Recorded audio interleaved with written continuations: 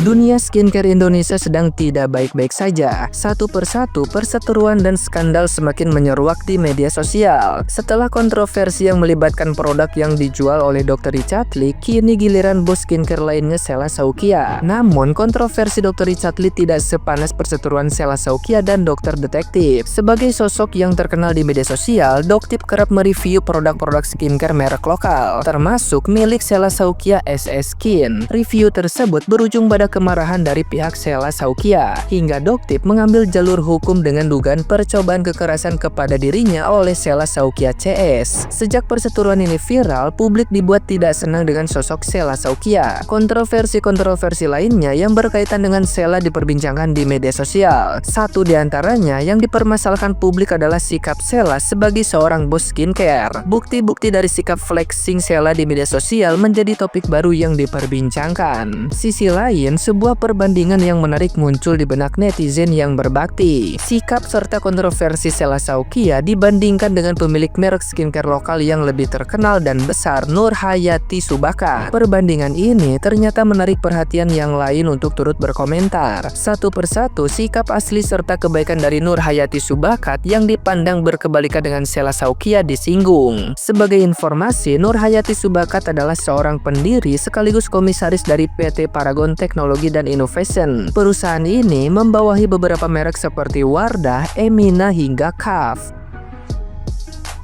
Nah, gimana nih menurut netizen yang terhormat? Silahkan berkomentar ya. Kalau berani lapor polisi. Biasa dulu di zaman SMA suka bully ya, suka persekusi ya. Gak ada kewajiban Doktip untuk memberikan bukti, untuk menunjukkan dari mana dia mendapatkan bukti ya skincaremu yang abal-abal. Kau bukan penyidik. Kalau kamu pengen mendapatkan bukti, ya sudah lapor polisi. Nanti Doktip akan menunjukkan kepada penyidik dari mana bukti itu didapat. Ya, inilah banyaknya terjadi ketika banyak owner-owner skincare yang rata-rata bermasalah ya flexing gitu. Ya, coba kita lihat pemilik skincare yang gede-gede, Martha Tilar, ya Mustika Ratu misalnya. Mereka mempunyai skincare dari dulu berkualitas, nggak ada flexing menunjukkan ini punya ini, jalan-jalan ke luar negeri dan sebagainya. Mereka fokus ya riset and development terhadap skincare, produk skincare mereka. Nggak kayak sekarang ini flexing. Akhirnya terbukti yang refleksingin banyak yang palsu, termasuk produknya, skincarenya juga abal-abal. Terus untuk apa? Ada relasinya antara produk skincare dengan flexingnya, sehingga harus diflexingin agar orang beli. Kalau berani lapor polisi, nggak usah persekusi menunjukkan ya tingkat pendidikan kita, intelektual kita. Lihat itu dengan tenang Doktip menghadapi kalian. Aku nggak mau menanggapi dalam sisi hal pertengkaran atau apa yang terjadi selama ini ya guys ya. Tapi di sini sekali lagi Mbak Irem ingatkan lagi sekali lagi, apa sih yang membuat semua ini terjadi? Flexing. Sekali lagi, flexing atau pamer-pamer. Mulai sekarang buat kalian-kalian yang punya usaha ya, janganlah kamu flexing.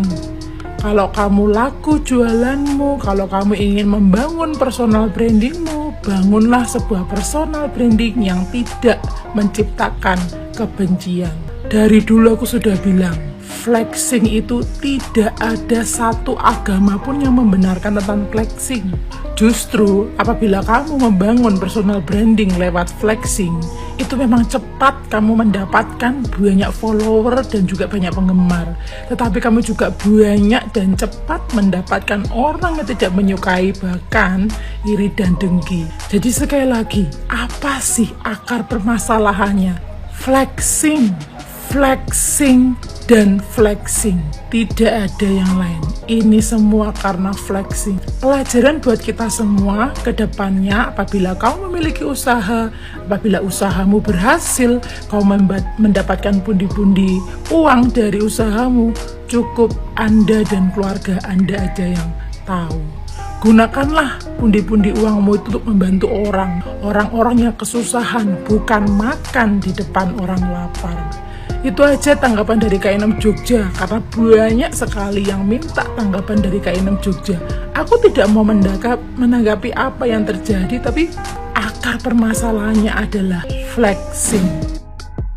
Gue jujur sebenarnya nggak ngerti sih mau bahas dari mana, karena gue nggak ngikutin sebegitunya banget. Sekalipun iya gue ngikutin, tapi nggak sepanjang itu juga. Awal-awal gue ngikutin, terus lama-lama kayak menurut gue kok jadi blunder banget gitu, kok jadi panjang banget masalahnya, jadi kerana pribadi dan segala macam. Jadi gue udah mulai nggak terlalu mengikuti. Cuman kayak gue tuh mikir, ini tuh awal mulanya tuh apa sih, kenapa sih bisa sampai sebesar ini, bisa sampai sepanjang ini gitu loh. Dan setelah gue analisa sendiri nih ya, gue analisa pribadi, bisa jadi karena flexing. Kayak sebenarnya sampai saat ini tuh flexing itu masih jadi pro kontra ya. Ada yang bilang flexing itu sebagai personal branding, ada yang bilang flexing itu ya sebagai promosi usahanya kayak gitu-gitu. Cuma menurut gua kalau flexing itu lebih ke pamer ya, lebih ke sombong gitu. Cuman kalau ngomongin permasalahan flexing itu mungkin menurut gua juga balik ke pribadinya masing-masing gitu ya. Tapi menurut gua pribadi juga yang namanya uang itu kan selalu sensitif gitu. Apalagi kalau yang di flexingin itu adalah nominal penghasilan per hari, per bulan, per tahun dan segala macam. Itu bakal jadi ranah yang sangat amat sensitif. Ibarat kata kita nggak perlu pamer penghasilan aja, kayak kita cuma mamerin usaha kita tuh rame, pembeli dan segala macam, itu banyak banget loh orang yang gak suka. Apalagi yang dipamerin itu adalah saldo penjualan dan segala macamnya. Balik lagi, karena tidak semua orang itu senang dengan keberhasilan kita, tidak semua orang itu senang dengan kesuksesan kita. Kayak lu lempeng-lempeng aja, haters lu pasti ada gitu, dari kalangan temen kayak tetangga kayak keluarga kayak ada. Apalagi ini ranahnya udah sosial media yang begitu luas. Bahkan kalau lo ngebangun personal branding yang biasa-biasa aja, bisa jadi dagangan lo nggak laku, ya kan? Bisa jadi lo tetap akan ada haters dan akan ada orang yang nggak suka. Karena itu kayak udah kunci kehidupan gak sih? Kayak apapun yang lo lakuin di mata para orang yang nggak suka sama lo,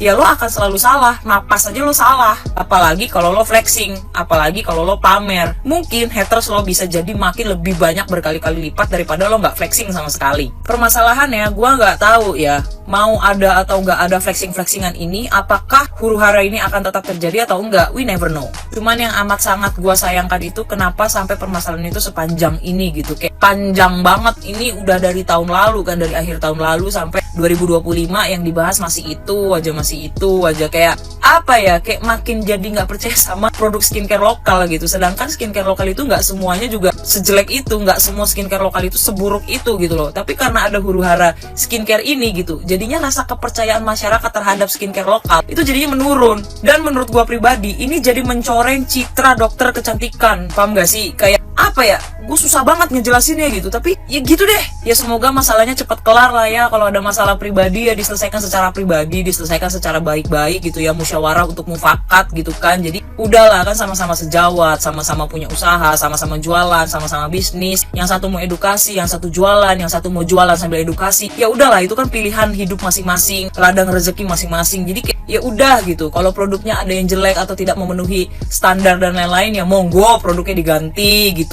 Kayak menurut gue tuh masalahnya tuh nggak perlu sampai sepanjang ini, sampai ke ranah pribadi, sampai nyolek suami, nyolek keluarga, nyolek ini, nyolek itu. Kayak menurut gue tuh kayak nggak perlu sampai sebegitunya banget gitu. Tapi ya sudah lah, ini sudah terjadi gitu kan. Jadi mau gimana lagi, ya udah tinggal dihadepin, tinggal gimana solusinya, jalan keluarnya gimana, ya monggo lah coba diselesaikan gitu kan. Kita itu harus sama-sama membangun citra produk lokal itu menjadi baik gitu loh. Kita harus berebut kembali gitu produk lokal Indonesia ini. Jadi ya udah sih, gue nggak mau nanggepin yang kayak gimana-gimana. Gue cuma sangat menyayangkan aja, tapi gue tetap berharap yang terbaik ya. Semoga masalah bisa cepat selesai, dan semoga skincare lokal Indonesia itu bisa berjaya lagi, bisa berkibar lagi.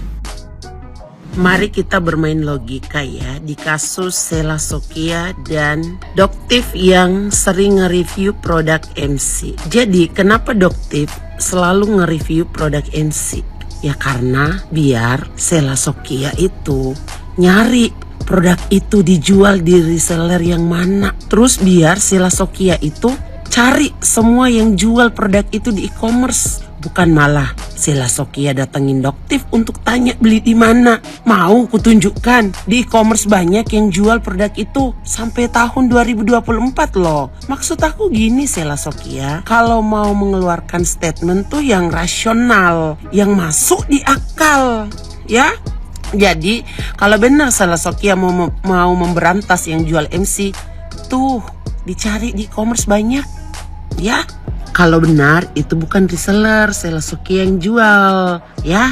Karena kita bertanya-tanya, kok Selasokia tidak ngechat semua orang yang di e-commerce dan mendatangi orang yang di e-commerce jual MC itu ya. Ku kasih contoh, Cindy Samuel, ya. Pada saat dia minta maaf, dia menarik semua produk yang overclaimnya berbahaya terus dimusnahkan. Kau pernah tidak melakukan itu? Jadi gini ya, singkat saja logika ini kujelaskan ke kalian. Kalau itu bukan produk kau, harusnya kau yang bertindak untuk cari siapa yang jual itu semua. Kau yang harus bergerak ya, bukan Doktif. Doktif itu hanya mengingatkan kau biar kau secepatnya bergerak dan bertindak. Nah, kalau reseller kau yang jual, tarik produk itu dari reseller kau, terus ganti rugi tanggung jawab karena sebelumnya mereka beli di kau. Doktif hanya pengen ya agar kau itu bertanggung jawab terhadap apa yang sudah pernah kau mulai. Karena diduga produk yang dibeli oleh Doktif ini adalah produk dari reseller kau yang pernah order jumlah banyak tapi rugi, akhirnya masih dijual.